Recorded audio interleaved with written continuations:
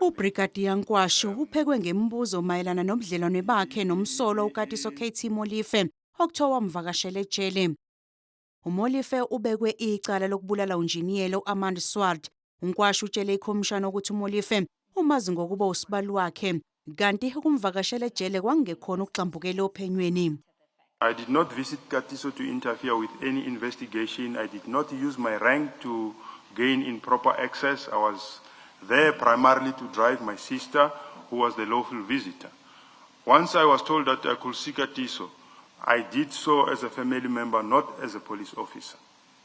Ezinsolweni zokuthi wazama ukugunyaza ukuthi iphoyisa lingumngani kaMolife, uMichael Puletau elisolwe ecaleni lokubulawa kwaSwart lithole ibheyili. uNkwashu utshele ikhomishana ukuthi uMolife wazama ukukhuluma naye ngokuthi enze okuthile ngebheyili kamngani wakhe, kepha wenqaba ukwenza lokho.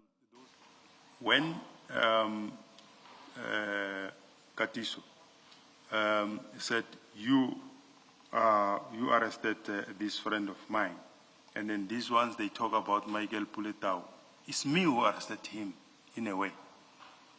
So, and they talk about the bail. Obviously, it triggered my mind to say, this is the only case that I can, and this is of a serious nature, and it's a police officer.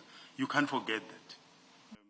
Igama likaNkwashu lavezwa ufakazi obizwa ngo-Witness B, owethula ubufakazi esithe eKhomishaneni kaMadlanga. uWitness B wayephenya ngokubulawa kukaSwart watshela iKhomishana kaMadlanga ukuthi uNkwashu wamfonela efuna amadokodo ecala lokubulawa kwaSwart owadutshulwa ngentululwane yezinhlamvu. uNkwashu ulandise iKhomishana ukuthi wayengenazo izinhloso ezithile noma intshisekelo kulamadokodo, kepha wayilandela umyalelo wabaphathi bakhe. If I had any personal interest in the docket, I would have kept it in my district where I had command and control of this particular docket. I did not do so because I never had any interest on that particular docket.